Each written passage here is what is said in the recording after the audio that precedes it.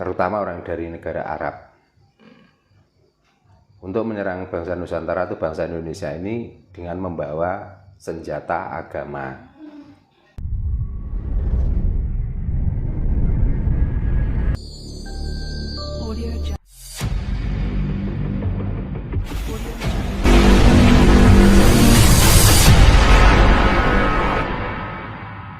Sonten Pak Darno, Rahayu. Ini Pak, kemarin saya itu lihat di medsos Pak. Saya sendiri juga sempat kaget, juga sempat senyum.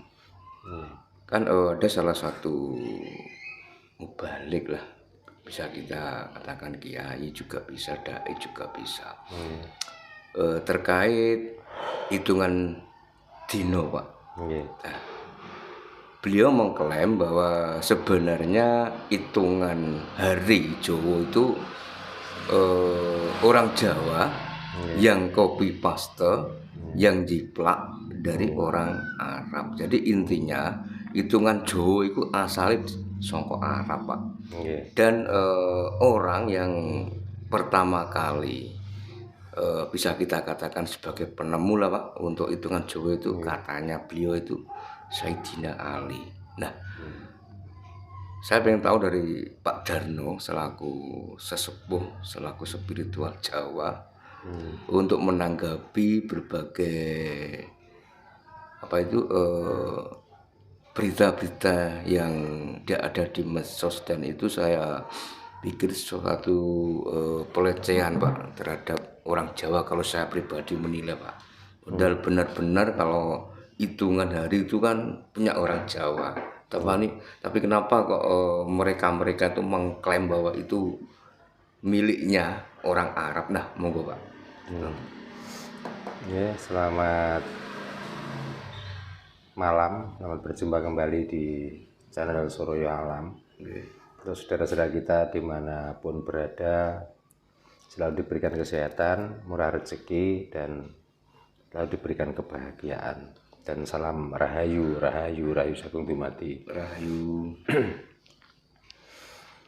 Ini sebelum menjawab pertanyaan tadi, sedikit saya juga ingin mencurahkan rasa hati saya yang sebenarnya itu sudah lama dongkol, sudah lama sakit sebenarnya.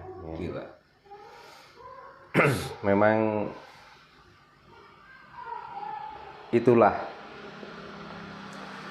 sisa-sisa penjajah zaman dahulu yang kecewa dengan bangsa Nusantara karena dia tidak berhasil untuk menguasai dan memiliki, sehingga tidak kehabisan akal, terutama penjajah yang sangat menyakitkan bahkan sampai sekarang.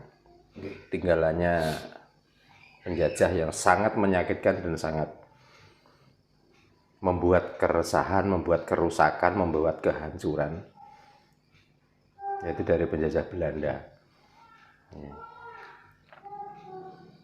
Dari dulu memang bangsa Belanda itu kepingin menguasai negara Nusantara ini, namun karena orang-orang Nusantara itu orang kuat, dengan cara apapun dia tidak berhasil, sehingga ketidakberhasilan menyerang fisik, maka bagaimana caranya orang Nusantara ini biar bisa ringkih, biar bisa tidak berdaya, tanpa dilawan dengan senjata.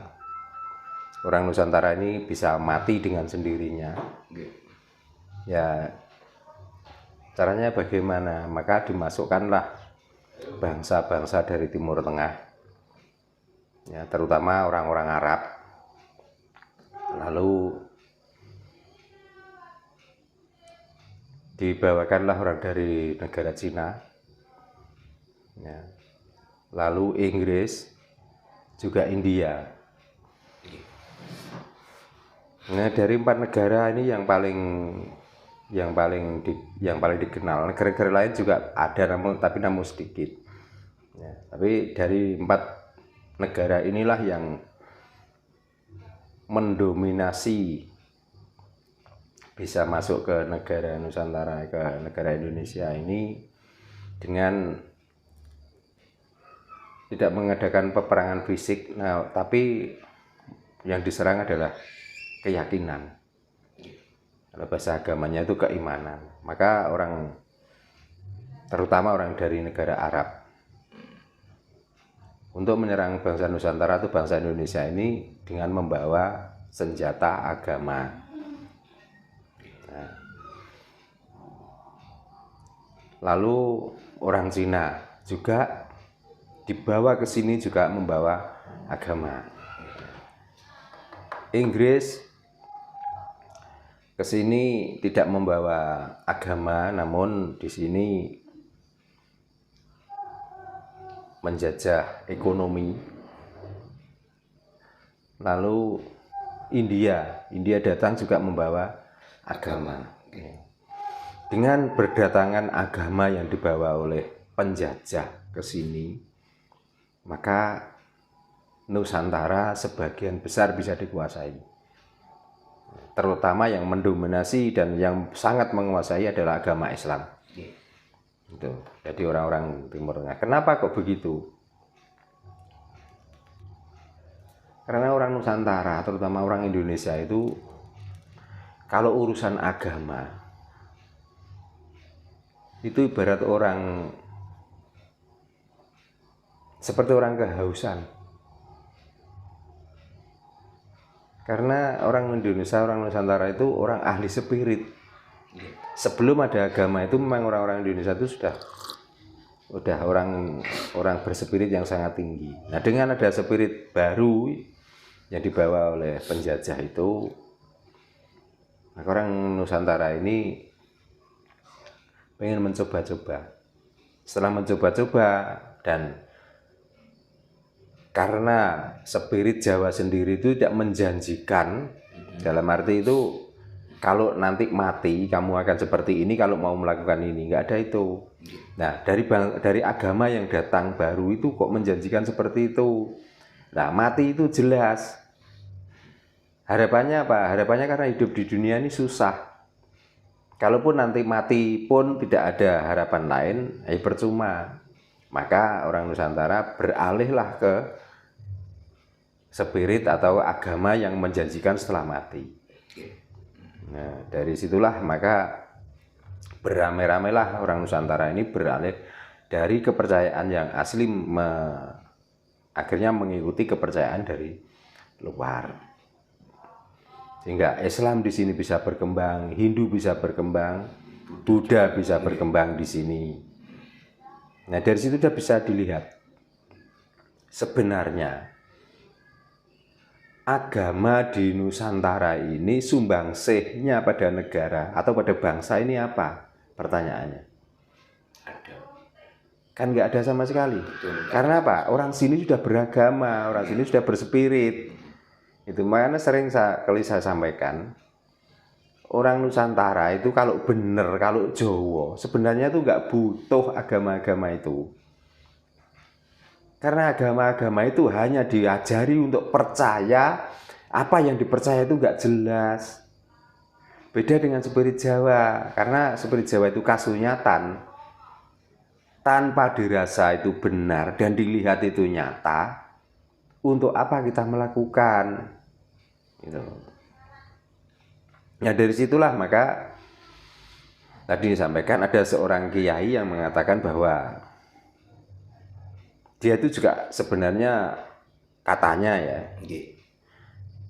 dia itu ragu dengan orang-orang Jawa awalnya. Kok orang Jawa itu punya hitungan, ini sebenarnya dari mana ya? Orang Jawa dulu itu ngawur atau apakah memang ini ada konsepnya? Kok bisa menemukan hitungan Jawa, bisa membuat orang Jawa kan sudah diklaim orang bodoh, Pak. Ya. Intinya kan gitu. Nah, ini omongan kiai itu. Ya. Akhirnya dia tidak patah arang, akhirnya dia tidak berhenti dan mencari-cari kitab. Akhirnya dia menyadari bahwa oh berarti kalau gitu orang Jawa ini nggak ngawur. Ternyata ini ada metodenya. Nah, metode hitungan Jawa itu dihubung-hubungkan bahwa itu semuanya sumbernya dari Sayyidina Ali. Nah, pertanyaannya, Sayyidina Ali itu abad berapa? Coba, Rasulullah saja abad ke-7 sampai ke-8. Apalagi Sayyidina Ali, bisa-bisa pada abad 9, abad 10. Nah, hitungan Jawa kan sudah terkenal, hitungan Jawa itu sekian tahun sebelum Masehi sudah ada. Lalu klaimnya oleh Kiai itu sebenarnya orang Jawa adalah mengikuti orang Arab, mengikuti ajaran Sayyidina Ali. Nah ini sudah bukti. Ini sudah bukti sebenarnya orang-orang seperti itu. Ya Kiai sekalipun, dia adalah antek-antek penjajah, dia adalah antek-antek Belanda yang sengaja dia mendapatkan titipan untuk tetap menghancurkan Nusantara ini. Untuk menyerang. Ya supaya apa? Supaya orang Jawa ini kehilangan jati dirinya. Jadi seolah-olah orang Jawa ini nggak ada yang pandai. Nusantara Indonesia ini tidak ada orang yang menceritakan bahwa orang Nusantara, orang Indonesia itu orang jahiliyah. Jahiliyah itu bodoh, nggak ada. Tapi kalau bangsa Arab kan sudah jelas. Sebelum adanya Nabi Muhammad, zaman itu dinamakan zaman jahiliyah, zaman kebodohan.